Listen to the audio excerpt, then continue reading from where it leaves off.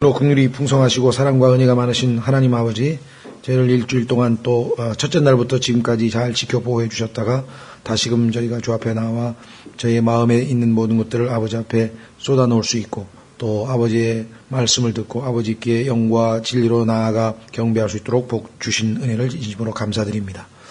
이 시간에 저희의 삶이 지난 첫째 날 주 앞에 모여 있다가 다시 흩어져서 다시 주 앞에 모이는 이 순간까지 많은 부분이 주님 앞에 합당치 않고 불충하고 또 게으르고 나태한 것을 고백드리지 아니할 수 없습니다.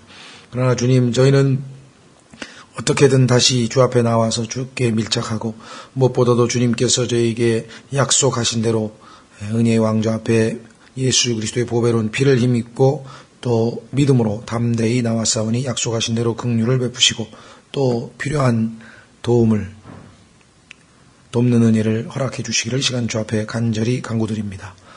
우선 저희가 하나님의 말씀에 귀를 기울일 때 주께서 약속하신 대로 모든 진리 가운데로 인도해 주셔서 저희가 듣고 그 말씀을 믿음으로 받고 그 말씀이 저희 삶에서 온전히 실현되어져서 하나님의 놀라우신 모든 것이, 그 말씀 속에 담긴 모든 것이 다 드러나서 하나님께 영광 돌리고 또 많은 사람들에게 하나님이 알려지게 되기를 소망합니다. 이 시간 먼저 하나님의 말씀을 듣고자 말씀의 사역자로 단위에 세우셨는데 심히 무지하고 무능하고 무기력함을 고백드립니다. 주님 약속하신 대로 능하게 하시고 위로부터 주님의 영으로 충만하게 채우셔서 이 하나님의 말씀의 사역을 온전히 성취하여서 하나님께는 존귀와 영광과 기쁨을 드리고 우리 모두에게는 큰 유익과 복이 되기를 원합니다. 주님, 날씨가 좋지 않고 또 이런저런 사정으로 인해서 함께하지 못하는 많은 지체들이 있습니다. 그들이 어디 있든지 간에 그들을 긍휼히 여기시고 그들의 마음을 붙드시고 그들의 마음도 주님과 주님의 말씀과 주님의 형제자매들이 모여있는 이 거룩한 집회에 와 있을 수 있도록 도우시기를 간구드립니다. 이 한 시간을 하나님 아버지 손에 온전히 부탁드리옵고 이 모든 말씀을 우리 주 예수 그리스도 이름으로 기도하옵나이다. 아멘.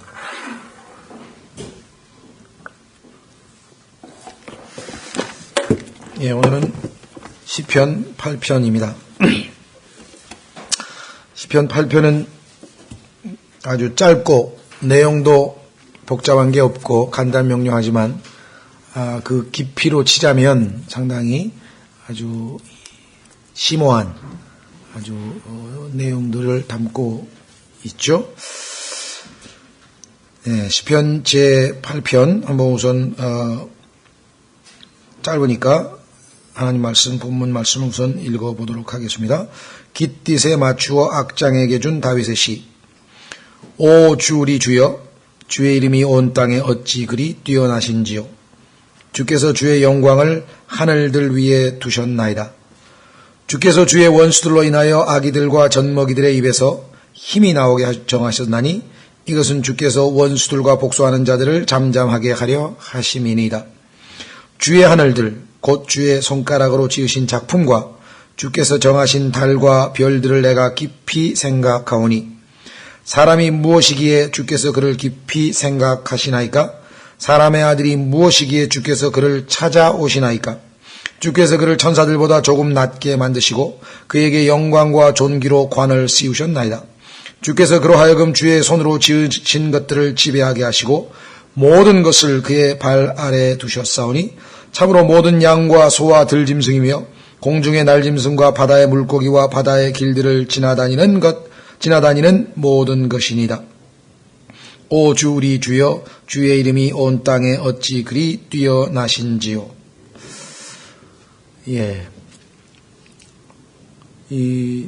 가끔 가다가 밤에 낭독의 발견이라는 그런 프로그램이 있는데 제가 일부러 찾아서 보진 않지만 어쩌다가 이렇게 보게 되면 밤늦게 그래도 뭔가 인생을 살고 좀 나름대로 좋은 책을 읽어서 그 책 속에서 나름대로 이렇게 뭔가 감명받은 것들, 그런 것들을 이렇게 와서 이렇게 소리내서 읽고 또 인터뷰도 하고, 그러니까 음악가도 나오고 시인도 나오고 다양한 종류의 사람들이 나오는 것 같아요.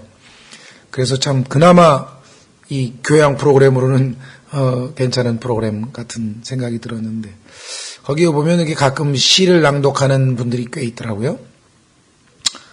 그때마다 참, 그 시도 물론 다 의미가 있고 다 나름대로 뭐 유익이 안 되는 건 아니겠지만 이 하나님의 놀라운 시편이 참 이렇게 낭송되고 들려지면 참 얼마나 좋을까 그런 생각을 했었는데 이런 시를 읽으면 정말 세상에서 아무리 멋진 시가 있더라도 정말 어떻게 비교할 수 없는 압권의 그런 시인 것 같습니다.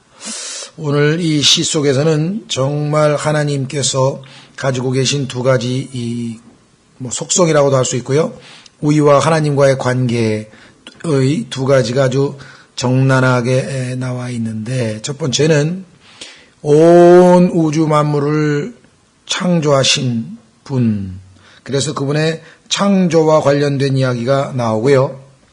그러니까 엄청난 파워를 가지고 계신 전능하신 하나님이시란 분. 그런데 어떻게 해서 가장 미물에 불과한 이 땅에 한 수없이 많은 모래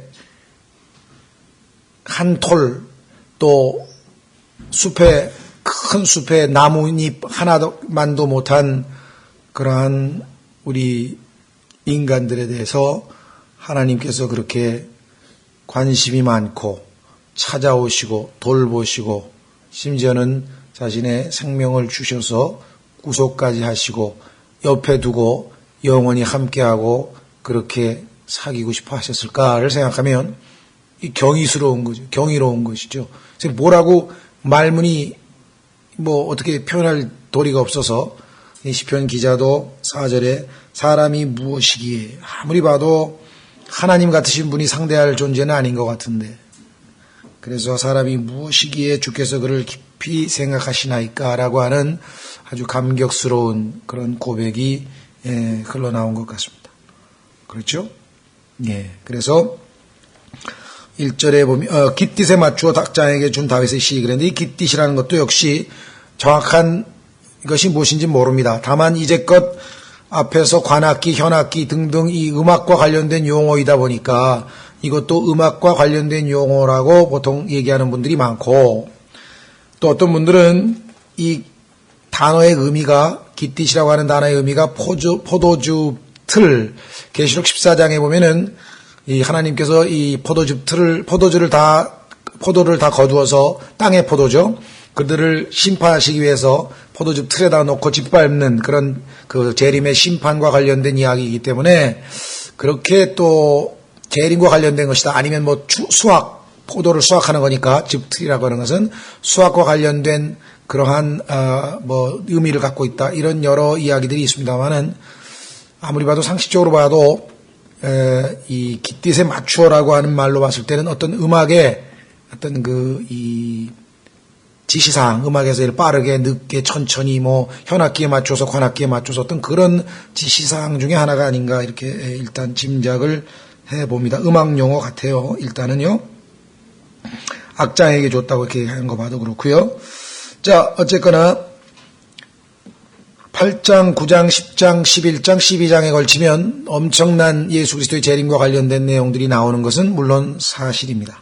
그래서 이 전체적으로 봐도 예수님께서 지금 1절에 나온 것처럼 주의 이름이 온 땅에 그리 뛰어나시고 모든 사람들이 하나님께 영광을 돌리고 있느냐? 그렇지 않습니다. 이 지구상에 70억 가까운 인구 중에서 글쎄요 7천만이나 될까요? 700만이나 될까요? 구원받은 사람이 얼마 될지 우리 뭐 상상은 못하겠습니다만 어쨌거나 극소수에 불과한 사람만이 주님의 이름을 존귀히 여기고 그분을 높이는 것이지 예수 그리스도께서 이 땅에 오셔서 성취될 것들을 미리 말씀하고 있는 거죠. 사실은 그때 가면 모두가 다 그분을 주라고 고백하고 모든 무릎이 그분 앞에 무릎을 꿇게 될 것이기 때문에 그리 되겠죠. 물론 지금 현재는 하나님의 백성들 가운데 아주 주님의 이름이 존귀히 여김을 받겠죠. 자, 오 우리 주여, 오 주 우리 주여. 이때 주는 굵은 글씨로 여호와에 해당되는 것이고 뒤에 주는 우리가 보통 주님이라고 얘기했을 때 신약성경에 나의 주 나의 하나님 이렇게 했을 때 쓰는 표현 중에 하나고 주인이라고 하는 의미가 담겨 있죠. 그래서 뭐 굳이 헬라어로 하나는 뭐 YHVH라는 그 하나님의 이름 또 하나는 뭐 아도나이라고 하는 하나님의 칭호 뭐 이런 거 이제 히브리어를 많이 사용해서 설명들을 하는데 하나님께서 그게 그렇게 중요하고 우리가 알아야 될 필요가 있다면 굳이 할렐루야나 아멘처럼 히브리어로 여기다가 써놨지 그리하지 아니하고 그냥 주라고 번역한 것으로 우리는 족한 것 같습니다. 그래서 오히려 우리에게는 우리 주여 주여 우리 주여 마치 도마가 예수 그리스도의 부활하신 모습을 두 번째 경험하고 첫 번째는 없었으니까 두 번째 나타나셨을 때 예수님을 뵙고 나서 예수님께서 그의 손으로 못자국을 만져보고 손가락으로 허리에 찔린 장자국을 대보라고 했을 때에 감히 자신의 불경스러움에 무릎 꿇고 엎드려서 나의 주 나의 하나님이여라고 고백하는 것처럼 예수님과의 1대1의 관계가 인격적인 관계가 성립이 되는 거죠. 그냥 예수님은 인류의 구세주다. 온 세상의 구세주다. 이거는 객관적인 사실이고 그분이 나의 주냐 나의 구세주냐 나의 구원자냐가 필요한 것이죠. 마찬가지입니다. 여기도 지금 주 우리 주여 이 우리는 물론 my lord 나의 주라고 안 하고 우리 주라고 하는 것은 이스라엘 민족으로 볼 때 이스라엘 민족은 항상 하나님 앞에 집합적으로 한 명의 하나님의 아들로 인정받고 있기 때문에 하늘에 계신 우리 아버지 이렇게 기도를 하죠 늘. 그래서 그런 이제 이스라엘 민족과 하나님과의 관계에서 어쨌거나 개인적 인격적 관계인 것은 분명한 것 같습니다. 우리도 마찬가지입니다. 세상 사람들은 뭐 예수님께서 세상을 구원하러 오신 날이 뭐 12월 25일이라 그러는데 세상을 구원하러 오셨는데 자기가 세상에 속해 있고 자신이 바로 그 구원의 대상이라는 것을 모르면 아무리 교회를 다니고 뭐 하더라도 예수님과 직접적인 관계는 없는 것이죠. 그래서 예수님께서 나는 너희를 알지 못하였노라. 나는 너희를 안 적이 없다라고 해서 그들이 쫓겨나가는 것을 우리가 보게 되는 겁니다. 주의 이름이 온 땅에 어찌 그리 뛰어나신지요. 그렇습니다. 곧 그리 될 날이 올 겁니다. 지금 그리 뛰어난 이름이지만 그 뛰어난 이름을 인정하고 있는 사람들이 그리 많지 않다는 것이죠. 주께서 주의 영광을 하늘들 위에 두셨나이다. 여기에 보면 그 영광과 직접적인 연관되는 것은 3절에 하나님이 지으신 그러한 모든 것들 같아요. 그래서 그 시편 19편 한번 보시면은요. 시편 19편에 보시면 하나님께서 자신이 지으신 그 창조물들을 통해서 사람들에게 자신을 계시하시는 이걸 우리가 보통 일반 계시라고 합니다. 뭐 신학적 용어를 굳이 알 필요는 없지만 사람들이 뭐 일반 계시, 특별 계시 이런 말을 쓰니까 우리도 의사소통을 하기 위해서는 알아두는 게 좋겠죠. 그러니까 창조물을 통해서 피조세계를 통해서 하나님께서 자기 자신을 알리실 때는 그건 일반 계시라고 하고 기록된 말씀으로 하나님께서 자기 자신을 계시하시는 성경의 계시는 특별 계시다 이런 말씀을 쓰죠. 그래서 여기 보시면 하늘들이 하나님의 영광을 밝히 드러내고 궁창이 그분의 손으로 행하는 일을 나타내는도다. 여기 분명하게 하나님의 창조물인 하늘들이 하나님의 영광을 나타낸다고 했죠. 다시 시편 8편 1절로 오셔서 2절 주께서 주의 원수들로 인하여 아기들과 젖먹이들의 입에서 힘이 나오게 정하셨나니 이것은 주께서 원수들과 복수하는 자들을 잠잠하게 하려 하심이니이다. 여기에 이 구절이 여러분 잘 아시는 것처럼 예수 그리스도께서 아마 이 구절을 인용하신 것 같은데요. 어디서 인용하신 것 같습니까?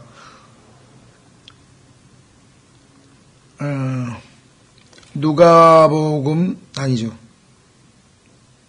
마태복음 21장 16절. 마태복음 21장 16절에 보면 예수님께서 이 말씀을 이렇게 인용하셨죠. 마태복음 21장 16절. 그분께 이르되 이 아이들이 말하는 것을 내가 듣느냐 하며 예수님께서 그들에게 이르시되 그렇다 주께서 아기들과 젖먹이들의 입에서 나오는 찬양을 완전하게 하셨나이다. 조금 예수님의 인용이 다르죠? 예. 하나님께서 신약에서 인용할 때 구약의 인용을 신약적인 배경에 맞게끔 그렇게 자유자재로 인용하신 구절들이 성경에 여러 군데가 나오는데 그 중에 하나입니다. 어쨌거나 이 시편 8편 2절의 핵심 의미는 무엇인가 하니 여러분도 아시다시피 하나님께서는 너무나 광대하시기 때문에 자신들의 원수들을 직접 나서서 하나님께서 그들을 벌 주시고 물리치시고 하실 일도 없다는 것이죠. 항상 아기들과 젖먹이들의 힘, 그러니까 제일 약한 자들을 들어서 하나님께서는 모든 일을 처리하신다. 대표적인 경우가 고린도전서 6장 3절에 보시면 여러분과 제가 나중에 천사들을 심판하게 될 자들로 선정되었습니다. 근데 우리는 사실 천사들보다 조금 더 낮게 지음받은 자들인데도 불구하고 또 이 누가복음 10장 21절에도 보면은 하나님께서 그 진리를 계시해 주시는데 그 계시를 지혜로운 자들에게는 감추시고 어린 아기들에게는 계시하셔서 보게 하시고 깨닫게 하신다라는 말씀이 나오죠. 그렇죠? 또 신약성경 고린도전서 1장에 보면 하나님께서 복음을 우리에게 알려주셔서 이 구원을 하실 때에도 보면 없는 자, 약한 자, 그렇죠? 이런 소위 말하면 그런 낮은 곳에 속해 있는 자, 이런 자들을 하나님께서 부르셔서 구원을 베푸시고 하나님의 자녀가 되는 권능을 주신 것으로 성경에 기록되어 있습니다. 그러니까 하나님께서 일 처리하는 기본 방식은 뭐냐? 정말 가장 작고 나약한 것들을 들어서 하나님의 일을 하시는 거예요. 가장 기본적인 원칙은 이 온 우주에 수없이 많은 큰 별이 있고 하지만 하나님께서 가장 마음에 두고 그분의 생각이 늘 중심에 와 있는 것은 바로 이 지구라고 하는 이 조그만 가장 별 볼 일 없는 지정학적으로 봐도 우주의 S 성운이라고 하는 성운의 제일 말단에 있는 우리로 치면 저 제주도에 있는 마라도 같은 그런 구석진대에 있는 것이 우주 전체의 지정학적으로 봤을 때 지구의 위치인데 그 땅에 대해서 하나님께서 그렇게 지대한 관심을 갖고 있고 그 땅에 살고 있는 인간에 대해서 그렇게 관심이 많다라고 하는 것이겠죠. 때 4절에 보면 사람이 무엇이기에 주께서 그를 깊이 생각하시나이까 그랬는데 이 깊이 생각한다는 말은 영어로 보면 뉘앙스가 확 들어와요. 그게 뭐냐 mindful인데요. 하나님의 생각이 인간에 대한 생각으로 full 꽉 차 있다는 거예요. 그게 너무 경이롭다는 거죠. 이 무한 광대한 우주를 다스리고 통치하고 주관하시는 하나님께서 어떻게 예를 들면 저 한양에 있는 큰 경복궁 궁궐에 앉아있는 임금이 저 마라도에서 죄를 짓고 귀양 가서 지금 죄값을 치르고 있는 그 죄인에게 온통 마음이 가 있다. 그럼 뭔가 좀 이상한 거잖아요. 지금 비유도 안 되겠지만 자, 이 무한광대한 우주를 둘러싸고 있는 우주가 있고 그 우주를 엄청난 양의 물이 또 둘러싸고 있고 소위 말하면 셋째 하늘에 성경에 보면 북쪽에 있는 북면에 북면에 꼭대기의 셋째 하늘에 하나님의 왕자가 위치해 있고 거기에 하나님께서 온 우주를 자기 발등상, 자기 발받침으로 삼고 지금 계신 그분이 어떻게 가장 별 볼 일 없는 작은 별인 지구, 그 지구에서도 정말 별 볼 일 없는 작은 인간, 그것도 하나님께 반역해서 하나님의 진노의 대상이 된 그 죄인들 생각으로 mindful 가득 차 계신가? 이거보다 더 경이로운 일을 이 온 우주에서 찾을 수가 있을까요? 그렇죠? 엄청난 일. 하나님은 자연을 통해서 자신의 능력을 과시하시지만 하나님께서는 인간들을 통해서 하나님의 증인으로 삼고자 하는 것이에요. 이 아기들처럼, 이 젖먹이처럼, 이 보잘것없고 나약하고 부족한 죄인들이지만 하나님의 관심의 대상이 되어서 그 하나님께서 베푸신 복을 받고 하나님을 믿음으로 수용하게 되면 그들은 온 우주 만물을 창조하신 그 전능하신 하나님을 증거하는 증인의 반열에 증인의 노릇을 할 수가 있다라고 하는 것이죠. 그래서 자, 우리 한번 어디냐, 욥기 7장으로 한번 가보겠습니다. 욥기 7장 19절에 가시면 17절, 욥기 7장 17절에도 비슷한 질문이 나옵니다. 이런 질문이 성경에서 한 3번 나오는 것 같은데요.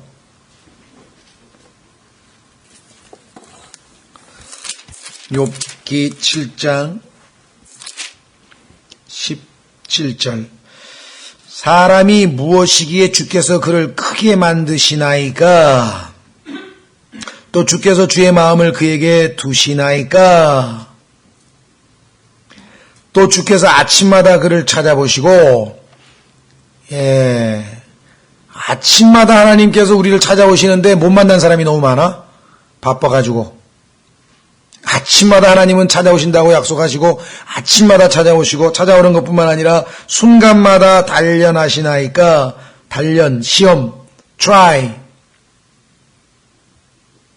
그렇죠? 그래서 우리를 아주 튼튼하게 스트롱맨으로 만들어주시기 위해서 날마다 try 하고 계신데, 자, 여기 보시면 한 가지 우리에게 눈길을 끄는 것은 뭐냐면요, 사람이 무엇이기에 주께서 그를 크게 만드시나이까? 이 뉘앙스가 여러분 들어옵니까? 좀 이게 무슨 소린가 싶죠?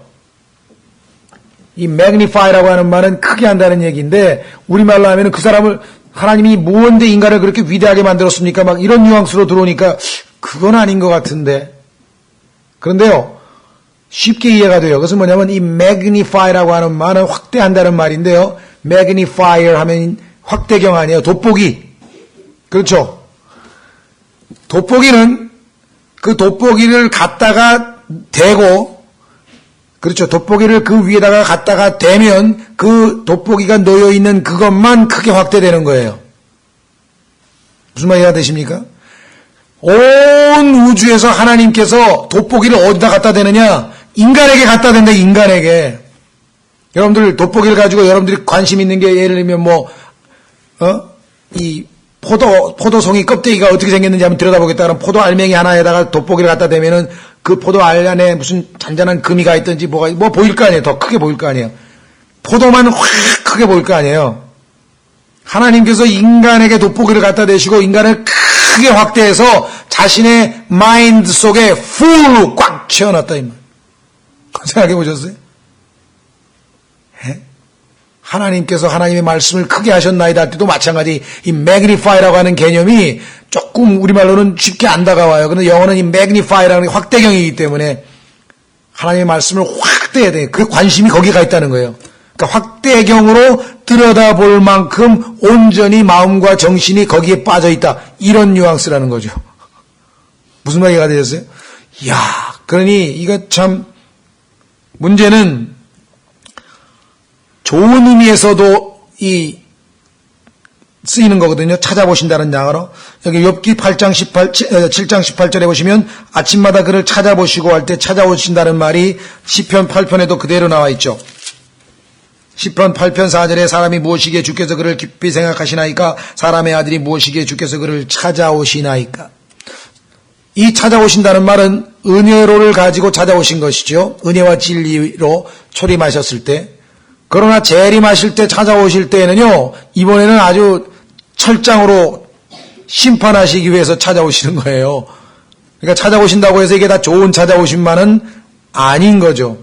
그러나 이 시대, 이 은혜의 시대에 주께서 찾아오시는 것은 그야말로 은혜를 베푸시기 위해서 찾아오시는 건 아니겠습니까?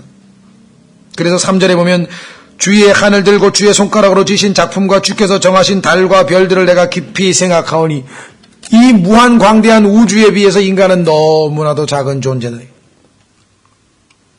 엊그제도 몇몇 사역자들하고 같이 바다를 좀 가볼 일이 있었는데, 섬해를 갔어요, 섬해. 근데도 거의 인천 앞바다가 별로 크지도 않은데도 배 1시간인가 1시간 반인가 타고 나가니까요. 망망대해야 이게 어디가 어딘지 모르겠어. 감도 안 잡히고. 그렇죠? 그런데 정말 온 세계 바다의 모래알 하나과 우주와 인간을 그것도 그런 비교도 안 될 정도로 작은 게 인간이거든요. 미물이라 너무나. 그래서 하나님이 얼마나 크신 줄 아는 사람은 하나님 앞에서는 겸손할 수밖에 없는 거예요. 하나님 앞에서는 아무것도 아니라고 하는 것을 아주 인정할 수밖에 없는 거죠. 그런데 그 하나님이 나에게 mindful, 내 생각으로 가득 차 계시다? 보통 일이 아니죠. 나 같은 사람을 찾아오신다? 시험하신다? 생각을 늘 마음에 담고 계신다? 보살피신다? 생각해 보셨습니까? 태양이 뜨고 지고 이거 관리하시려면 얼마나 힘들겠어요. 하나님께서 태양이 지고 뜨고 지고 온 우주 이 모든 지구가 시스템이 고장 안 나고 제대로 움직이려면 어마어마한 지혜가 필요하고 어마어마한 에너지가 필요할 터인데 그 모든 우주를 통치하는 것보다도 하나님께서 내가 밥 한 끼 먹고 굶지 않고 옷 입고 다니고 굶지 않고 다니고 아프지 않고 건강하게 다니고 여기에 더 관심이 많다고 한번 생각해 보십시오. 네? 이게 엄청난 일이에요. 이런 하나님은 없는 거예요. 이런 하나님을 우리가 온 우주의 하나님이 이런 하나님이라고 하는 것은 정말 정말 다행인 일이에요. 그리고 그분을 우리가 아버지로 모시고 그분을 알게 되고 그분을 알아가게 되고 그분이 자기를 계시해서 우리를 아니요. 어떻게 우리 같은 자를 같이 옆에다 두고 계속 사귀고 싶어 하시느냐? 엄청난 일이죠. 5절 주께서 그를 천사들보다 조금 낮게 만드시고 오해하시면 안 됩니다. 천사들보다 조금 낮게 만드셨다니까 그럼 천사가 우리보다 높으냐? 어떤 의미에서냐? 육체를 우리는 입고 있고 천사들은 영이기 때문에 시간과 공간의 제한을 받지 않는다는 의미에서 천사가 우리보다 조금 높지만 그러나 실제적으로 보면 그렇지 않습니다. 천사가 타락했을 때 하나님께서 그 천사를 구속하기 위해서 구속주를 보내셨나요? 안 보냈습니다. 성경에 보면 우리를 섬기는 종이의 ministering spirit, 선자는 하나님께서 하나님의 형상대로 지음받은 우리들을, 구원받은 우리들을 섬기는 종으로 만드셨다고 그랬습니다. 그래서 죄인 한 해가 회개하면요 하늘에 있는 수없이 많은 천사들이 다 기쁨으로 하나님께 영광 돌린다고 했습니다. 우리에게 전해진 그 복음의 내용을 천사들이 궁금해서 알고 싶어서 어떻게든 그거 좀 알아보려고 애를 쓴다고 베드로전서에 나와 있습니다. 그리고 타락한 천사들은 회개한 하나님의 아들들이 구원받은 하나님의 아들들이 심판할 것이라고 나와 있습니다. 그렇죠? 그리고 계시록에 보면은 24장로 즉 구원받은 하나님의 자녀들이 천사들은 아우터 서클이고 우리는 이너 서클이에요. 예수님과 바로 옆에 붙어 있어요. 가까운 곳에 있어요. 모든 면에서 사실은 천사가 되기보다 인간이 된 것은 굉장히 잘한 일임이고 잘된 일입니다. 다만 이 시대에 우리가 육체를 입고 있기 때문에 시간과 공간의 제약을 받습니다. 천사는 영이기 때문에 그런 제약을 받지 않는다는 의미에서 a little, 진짜 조금 낮게 만드시고 그에게 정관과 존귀로 관을 씌우셨나이다. 여러분들 창세기 1장과 2장에서 하나님께서 아담에게 전권을 위임하셔서 이 땅을 다스리는 통치자로 아담 1세로 왕으로 만드신 것을 보게 되죠.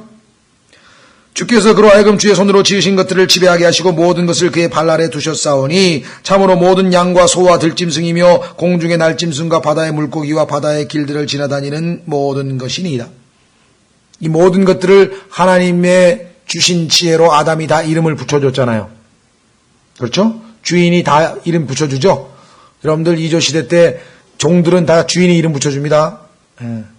그 집에 하인들도 다 그 주인이 이름 붙여주잖아요.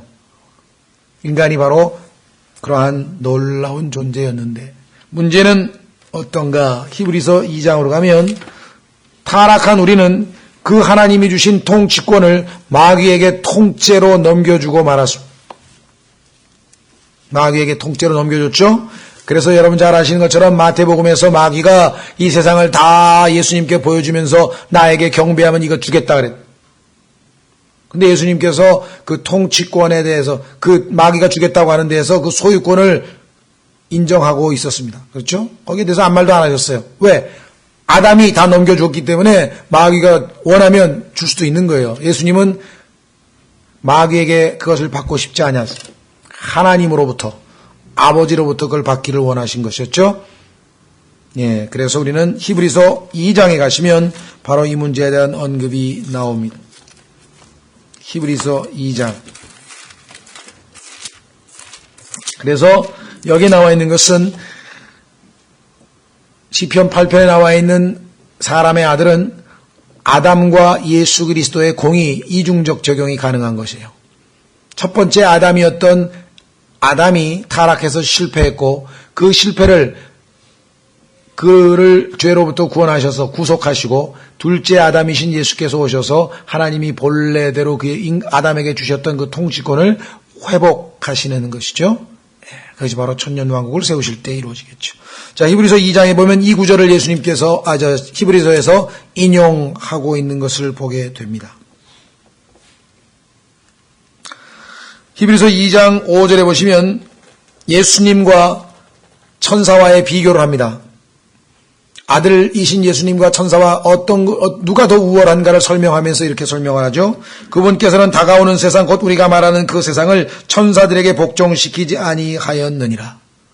천사가 주인이 아닙니다. 사람의 아들이신 예수 그리스도가 통치자로 임명이 되셨어요. 그분과 함께 우리도 왕노릇하게 될 거예요. 천사들은 우리를 섬기는 종에 불과합니다. 14절 보세요. 1장 14절에 나오잖아요. 1장 14절에 모든 천사들은 구원의 상속자가 될 자들을 위해 섬기라고 보내어진 섬기는 영들이 아니냐. 다시 히브리서 2장 6절 그러나 한 사람이 어떤 곳에서 증언하여 이르되 이게 바로 시편 8편입니다. 시편 기자 시편 8편을 쓴 사람이 여기 말하는 한 사람이죠. 사람이 무엇이기에 주께서 그를 깊이 생각하시나이까 사람의 아들이 무엇이기에 주께서 그를 찾아오시나이까 주께서 그를 천사들보다 조금 낮게 만드시고 그에게 영광과 존귀로 관을 씌우시며 그를 주의 손으로 지으신 것들 위에 세우시고 모든 것을 그의 발 아래 두어 복종하게 하셨나이다 하였으니 여기까지 인용했죠. 그런데 실제로 보니까 오늘날 아담의 후손들인 인간들이 과연 진짜 주인 노릇을 하고 있느냐? 아니더라 이 말이죠. 그래서 그 얘기를 하고 있죠. 그분께서 모든 것을 그 아래에 두어 복종하게 하셨은즉 그 아래에 두지 아니한 것이 하나도 없도다. 그러면 인간이 지금 주인 노릇해야 되는데 실제로는 종 노릇하고 있으니 뭐가 이상한 거 아니냐. 그러나 지금 우리는 아직 모든 것이 그 아래 놓인 것을 보지 못하고 지금은 인간이 하나님이 주신 통치권을 마귀에게 넘겨버려서 마귀가 지금 이 세상의 신이요 공중 권세자요 이 세상의 통치자로 지금 자리 잡고 있죠. 그런데 그를 패퇴시키고 십자가에서 심판해버리신 분이 예수 그리스도시죠.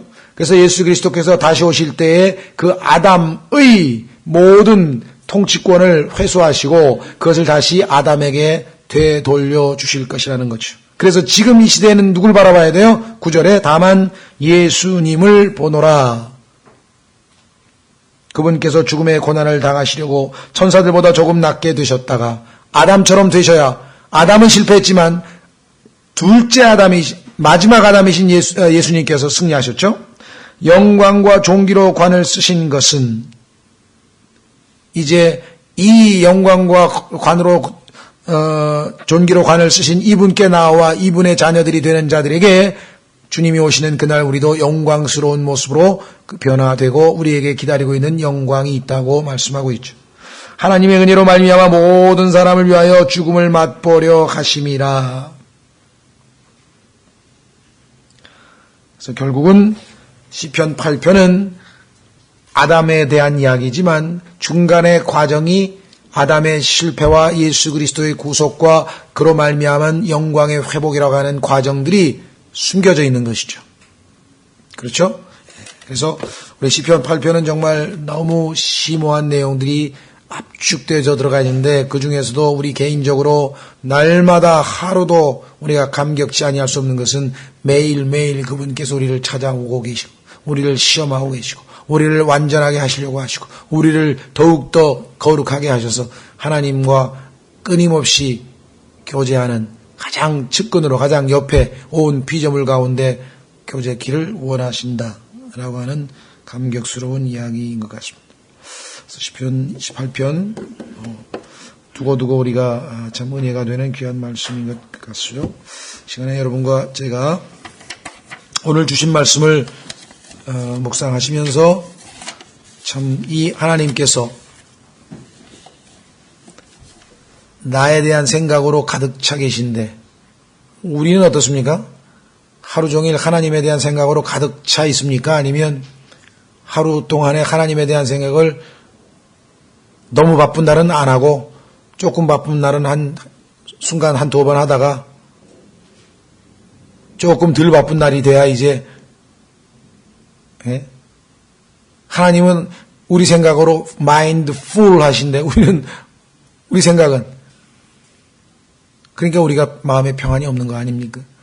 이사야서 26장 3절에 우리의 마인드가 하나님은 우리를 향해 우리의 생각이 is stayed 주께 머물러 있는 자는 그 생각이 주님께 머물러 있는 자는 perfect peace 완전한 평안으로 지키시리라 약속이 되어 있는데 우리의 마음이 조금이라도 참 평안을 누리지 못하고 뭔가 찜찜하고 뭔가 안정되어 있지 못하다고 한다면 우리가 생각을 우리가 딴 곳에 하나님 위에 딴 곳에 우리의 생각이 머물러 있다는 증거가 될 것입니다.